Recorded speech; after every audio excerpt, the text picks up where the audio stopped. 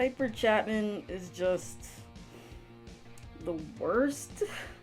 And by worst, I don't mean that she's a poorly written character.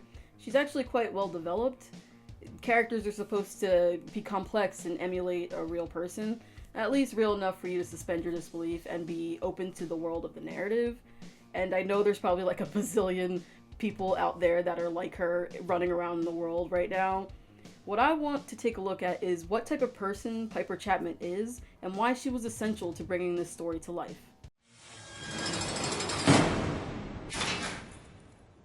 For those of you who don't know, Piper Chapman is the protagonist of the original Netflix series Orange is the New Black. It's a women's prison dramedy that you really shouldn't watch with your mother. I did.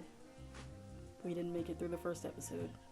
You see, 10 years before the series starts, Piper meets Donna Pinciotti, who broke bad and is now an international drug dealer. Piper starts dating her, and like we all do when we fall in love, we help our girlfriends smuggle drug money around the world. So this wealthy, pretty, young blonde woman, who's used to surfing through life on her privileges, gets herself landed in prison. Spread your cheeks and cough. Seriously?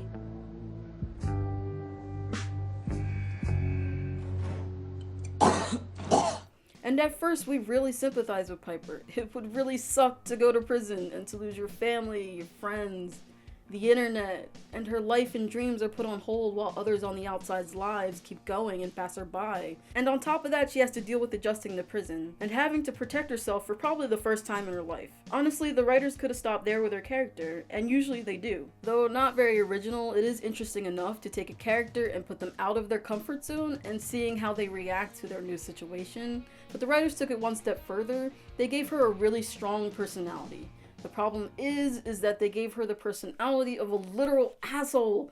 She stinks, and most of what comes out of her mouth is complete shit. Most of what she does is self-serving. She is manipulative, borderline sociopathic. When things don't go her way, she is destructive, and she seeks out to be the center of attention. When a girl she barely knows dies, she felt the need to put on a big show and put on a funeral out of these concocted feelings she made up towards this girl. She tried to force the prison family to mourn her way, and when they didn't come to her ceremony, she tries to guilt trip them into being sad. She forcibly inserted herself into a situation that she wasn't welcome in. It's great to see you evolving, Chapman, and getting past the whole I'm the star of my own movie and everyone else is too complex. Do I do that? She ruined the life of the person she supposedly loved. Alex gets out of prison when she testifies against her drug lord boss and is let out on probation. When Alex tells her she has to leave for her own safety, Piper can't handle it and makes her stay. Listen, do you want to make it up to me? I need a favor. What is it? There's a probation officer and his name is David Crockett. Okay. I need you to Call him and tell him that Alex Voss He's violating her probation. and that she is on her way out of town. Not only did Alex get sent back to prison, but it also causes her to lose her sanity and also keeps her in danger. She's stuck in the one place a hitman can find her. And because of that, Alex kills him out of self-defense, and it causes her even more distress. They do end up getting back together, but Piper cheats on Alex with Ruby Rose because she didn't want to deal with her girlfriend's declining mental state, which again, Piper was the cause of. The affair didn't last long though. She got Ruby Rose sent to maximum security 2 days before her release date. Mind you, Ruby Rose did steal from her. She could have asked for help instead of just taking the money. But everyone and their mom knew that the girl was poor and desperate. Ruby Rose even wanted to make it right. But Piper, being on a crazed power trip, did the worst thing she could possibly do to the girl.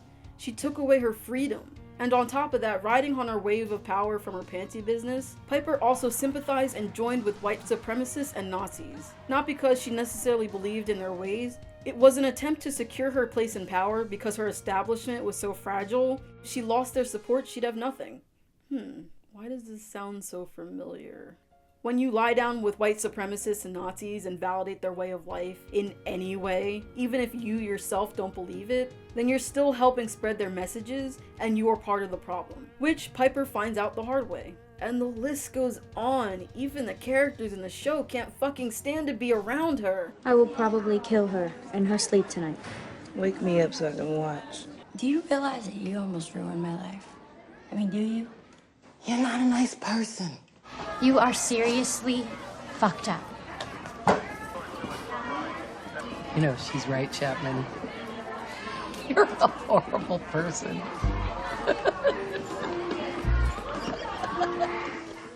It's just one thing after another with this chick, to the point where whenever I'm watching a scene with another character, I'm engaged, the show feels great. And here comes Piper.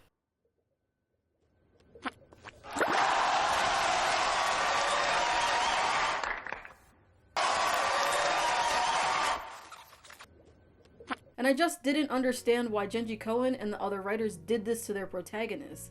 Your main character doesn't have to make great decisions. They don't even have to be good people. But you want your audience to root for them. It seemed like the supporting characters were the ones you really wanted to root for in this show. They're more likable and have more interesting stories. There's the Russian wife turned mobster, the transgender woman in prison, even the other rich white lady. At least she's funny. And looking back at the series, Piper's role seemed to either be to step on as many toes as possible, or she had no real impact on the story at all. And it seemed like after a while, the writers were doing this on purpose. And it turned out they were. In a lot of ways, Piper was my Trojan horse. You're not going to go into a network and sell a show on really fascinating tales of black women and Latina women and old women and criminals. But if you take this white girl, this sort of fish out of water, and you follow her in, you can then expand your world and tell all those other stories. But it's a hard sell to just go in and try to sell those stories initially. The girl next door, the cool blonde, it's a very easy access point, and it's relatable for a lot of audiences and a lot of, networks looking for a certain demographic. It's useful. They nuked their main character on purpose, which is insane to me as a storyteller. But Piper Chapman was never supposed to be the center of this series. What the writers really wanted to do was tell the stories of those who usually don't get their stories heard. Women, people of color, LGBT people, old people, disabled people, a combination of those. But they were able to do so because of Piper Chapman. Because she was the shiny blonde toy that the network could follow over there, while the writing team told their real stories over here. It's genius, and kind of fucked up that Jenji Kohan knew that the network heads would never go for stories that weren't about white, pretty young people.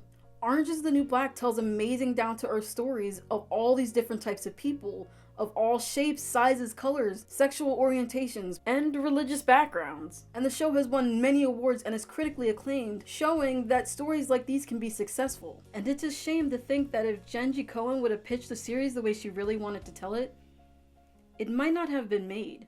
And it goes to show that we still have to jump through hoops and create these big facades in order to have genuine depictions of people that are different in a mainstream environment. But I'm glad that Jenji Kohan had the balls to want to do something different and work the system to her advantage. That is boss. And for that, I have to say thank you, Piper Chapman. Thank you for being our decoy and stepping aside to allow others that needed it more to shine. Okay, look, our justice system is really fucked up, and it gets things wrong a lot of the time. In the case of Cyntoia Brown, it took her life away. As a teenager, she was a victim of sex trafficking. While she was being assaulted, she killed her attacker to get away, and was sentenced to life in prison. There are links to her story in the description. Give it a watch or a read, and if you feel it's unjust, the number of the DA of her county is down there as well. Give them a call and let them know what you think. Thank you so much for watching this video. Give it a like, comment, subscribe, all that good stuff. I'm gonna try to do a video at least every month, so let me know which character you would like me to do next or a show that you would like me to review. Check out Pridebrary.com. It's like a library, but gay, and find some media that represents you. Until next time, I'm Jess. I'll see you later.